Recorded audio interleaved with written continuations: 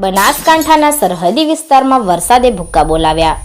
છેલ્લા 28 કલાકમાં વાવ થરાદમાં 13 inch, ભાભરમાં 16 inch અને સુઈગામમાં 17 ઇંચ વરસાદ ખાબક્યો।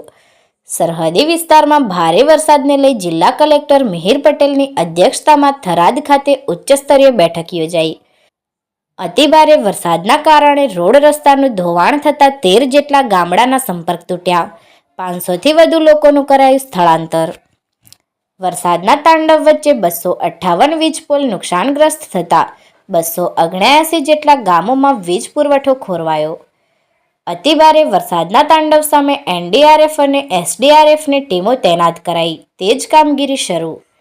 વરસાદથી વધુ પડતા અસરગ્રસ્ત લોકોને વહીવટીતંત્ર અને બનાસ ડેરી દ્વારા ફૂડ પેકેટનું કરાશે વિતરણ। 1.5 લાખ ફૂડ પેકેટ તૈયાર કરાયા। ભારે વરસાદમાં 6 જેટલા પશુના મોત થવા સહિત 13 જેટલા રોડ રસ્તાનું ધોવાણ થતાં અનેક ગામોના સંપર્ક તૂટ્યા। પરિસ્થિતિને પહોંચી વળવા બનાસકાંઠા જિલ્લા કલેક્ટર મિહિર પટેલ દ્વારા તમામ વિભાગોને કરાયા એલર્ટ। થરાદ ખાતે જિલ્લા કલેક્ટર દ્વારા જિલ્લા વિકાસ અધિકારી, જિલ્લા પોલીસ અધિક્ષક સહિત જિલ્લાના તમામ ઉચ્ચ અધિકારીઓ સાથે યોજવામાં આવી બેઠક।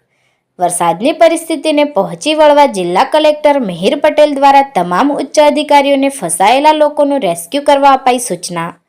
હાલમાં બનાસકાંઠાના સરહદી વિસ્તારમાં ચારે તરફ જળબંબાકારની સ્થિતિ, જ્યાં જુઓ ત્યાં પાણી જ પાણી। નમસ્કાર। છેલ્લા 24થી 28 કલાકમાં હવામાન વિભાગની આગાહી મુજબ બનાસકાંઠા જિલ્લામાં ભારે વરસાદ પડેલો છે। એમાં પણ ખાસ કરીને જે સરહદી વિસ્તારના તાલુકા છે તેમાં જો વરસાદની વાત કરીએ તો છેલ્લા 27-28 કલાકમાં વાવ અને થરાદમાં 13 ઇંચ, ભાભરમાં અંદાજિત 16 ઇંચ તથા સુઈગામમાં 17-18 ઇંચ કરતાં પણ વધારે વરસાદ પડેલો છે। વરસાદની આગાહીને ધ્યાનમાં રાખીને આજે તમામ જે જિલ્લાની શાળાઓ, આંગણવાડીઓ તથા તમામ શૈક્ષણિક સંસ્થાઓને બંધ રાખવા માટેની સૂચના આપવામાં આવેલ છે। આ ઉપરાંત હાલમાં 500 જેટલા લોકોનું સ્થળાંતર પણ કરવામાં આવેલું છે।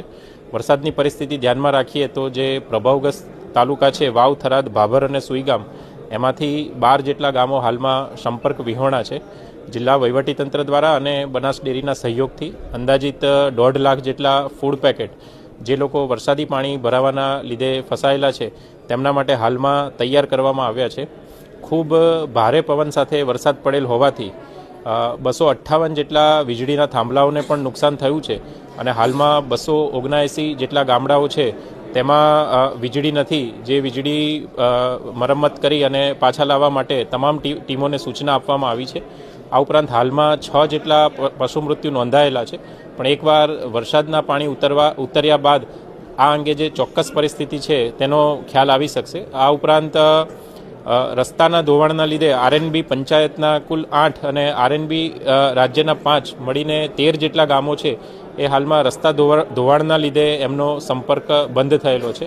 હાલમાં જિલ્લા કક્ષાના તમામ અધિકારીઓ, એસપી શ્રી, ડીડીઓ શ્રીની હાજરીમાં અહીંયા થરાદ ખાતે મિટિંગ રાખવામાં આવી છે અને તમામ જે વિભાગો છે, RNB state, RNB panchayat, CDHO, ખેતીવાડી, એનિમલ હસબન્ડરી, તમામ પ્રાંત મામલતદાર, ટીડીઓ તમામને એલર્ટ માટે જે ફસાયેલા લોકો છે તેમના તાત્કાલિક રેસ્ક્યુ કરવા માટેની પણ અહીંયા સૂચના આપવામાં આવેલી છે।